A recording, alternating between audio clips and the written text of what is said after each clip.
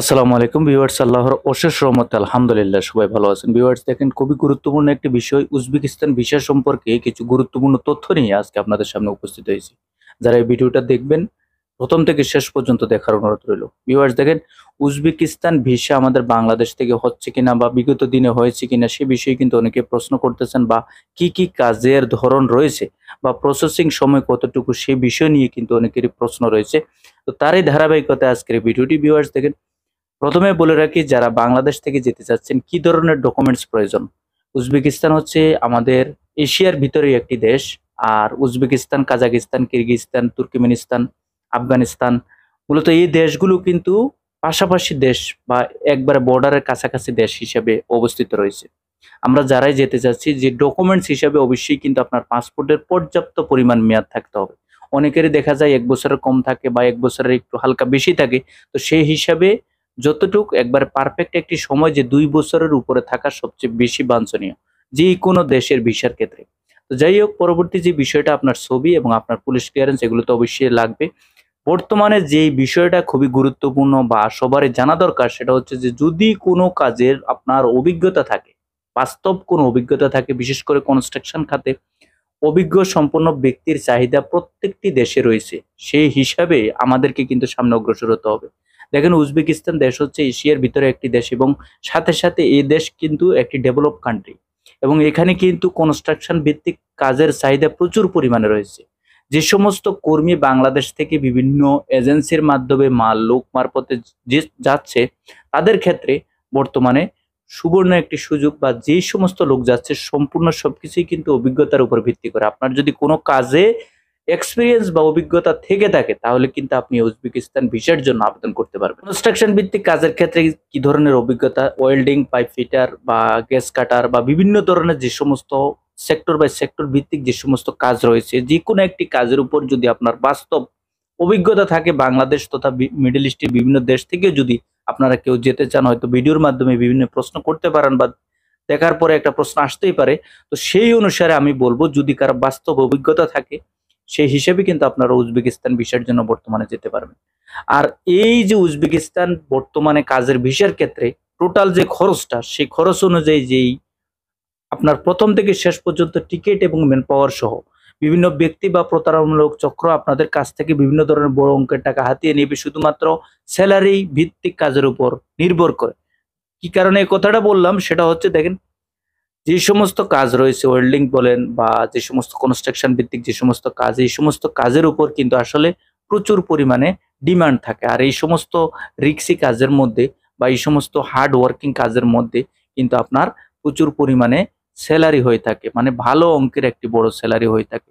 তো এই স্যালারির উপর ভিত্তি করে অনেকেই কিন্তু আমরা না জেনে না বুঝে অনেক বড় অঙ্কের টাকার দিকে আমরা দ্বিধাবোধ করবো না, যে আমার স্যালারি বেশি, অবশ্যই কাজের ধরনটা বা ওই দেশে আমি যাওয়ার উপর ভিত্তি করে অবশ্যই আমার যাওয়ার ক্ষেত্রে বড় একটা খরচ হতে পারে, সেটা স্বাভাবিক একটা বিষয় বা চিন্তা আপনাদের আসতেই পারে।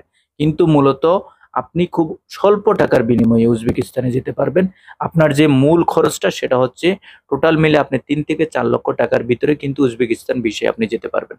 এবং এটার ভিতরে কিন্তু টিকিট এবং ম্যান পাওয়ার সহ বেতনের দিক থেকে যে বিষয়টা, সেটা হচ্ছে যে আপনার সম্পূর্ণ সবকিছু, যদি আপনি অভিজ্ঞতা সম্পূর্ণ একজন কর্মী হয়ে থাকেন, এর দিক থেকে বলা যায় যে আপনার 70 থেকে 80 হাজার টাকা, যদি আপনি নরমাল যে সমস্ত কাজ আছে ওই সমস্ত কাজে অভিজ্ঞতা সম্পন্ন হয়ে থাকেন। ভারী কোনো কাজের ক্ষেত্রে আপনার কিন্তু 80 থেকে 1 লক্ষ বা 1,20,000 টাকার মধ্যে আপনি বেতন নিয়ে যেতে পারবেন। প্রসেসিং সময় সম্পর্কে অনেকে প্রশ্ন করতে পারবেন, প্রসেসিং সময় কি ধরনের হতে পারে।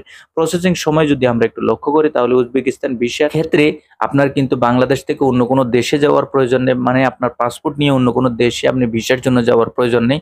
সম্পূর্ণ সবকিছুই কিন্তু বাংলাদেশ থেকে সম্ভব। সাথে সাথে আরেকটি বিষয় হচ্ছে, যদি আপনারা কেউ উজবেকিস্তান ভিসায় যেতে চান, ডেডিকেট হিসেবে বিভিন্ন কোম্পানির কর্তৃপক্ষ বা কর্মকর্তারা কিন্তু বাংলাদেশে এসে সরেজমিনে ফেস টু ফেস আপনার থেকে পরীক্ষা নিয়ে, তারা ফেস টু ফেস আপনার সম্পূর্ণ সবকিছু দেখবে, কাজের ধরন দেখবে, কতটুকু আপনি জানেন, বা একটা ছোটখাটো ইন্টারভিউর মাধ্যমে যে ধরনের প্রশ্ন করবে বা যেই প্রশ্নগুলো তারা করবে, ওই আঙ্গিকে যদি আপনি কাজ করে দেখাতে পারেন, তাহলে কিন্তু তারা আপনার কাজের উপর স্যাটিসফাই হয়ে আপনাকে ওইভাবে তারা তাদের কোম্পানির জন্য নিয়ে যাবে বাংলাদেশ থেকে। মানে টোটালি মিলিয়ে আপনার যে ডকুমেন্টস আছে সেগুলো তারা নিয়ে গিয়ে অল্প সময়ের ভিতরে 15 থেকে 20 দিনের ভিতরে আপনার সম্পূর্ণ ডকুমেন্টস গুলো যাচাই বাছাই ভেরিফাই করে তারা সেখান থেকে ওয়ার্ক পারমিট বাংলাদেশে পাঠাবে, এবং বাংলাদেশ থেকে কিন্তু আপনার অথরাইজের মাধ্যমে বিষয়টা হয়ে এখান থেকে ম্যান পাওয়ার এবং টিকিট সহ আপনি উজবেকিস্তানের উদ্দেশ্যে যেতে পারবেন।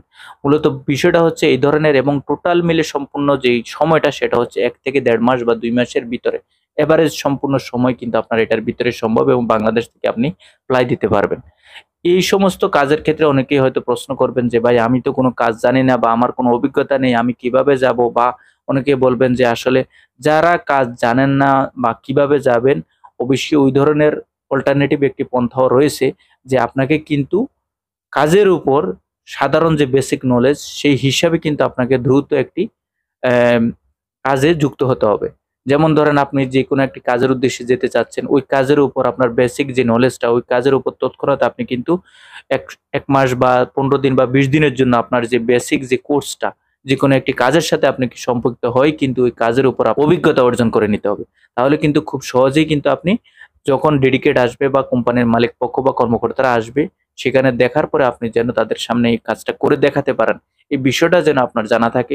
তাহলে কিন্তু আপনি সেখানে যাওয়ার পরেও কিন্তু আপনি কোন ধরনের পিছপা হবেন না। আপনি আপনার মতো আপনি সামনে অগ্রসর হতে পারবেন। মূলত এই হচ্ছে উজবেকিস্তানের আপডেটটা। যারা এই উজবেকিস্তানের জন্য যেতে চাচ্ছেন, কমেন্ট বক্সে কমেন্ট করবেন, অথবা ফেসবুক পেজ আছে সেখানেও কমেন্ট বক্সে কমেন্ট করে আপনারা জানতে পারবেন, বা হোয়াটসঅ্যাপ আছে হোয়াটসঅ্যাপ নাম্বারেও আপনারা যোগাযোগ করতে পারেন। আশা করি চেষ্টা করব সেইভাবে আপনাদের পরামর্শ দেওয়ার জন্য। সবাই ভালো থাকবেন, সুস্থ থাকবেন। আগামীতে নতুন কোনো আপডেট নিয়ে খুব শীঘ্রই আপনাদের সামনে উপস্থিত হব। আল্লাহ হাফেজ।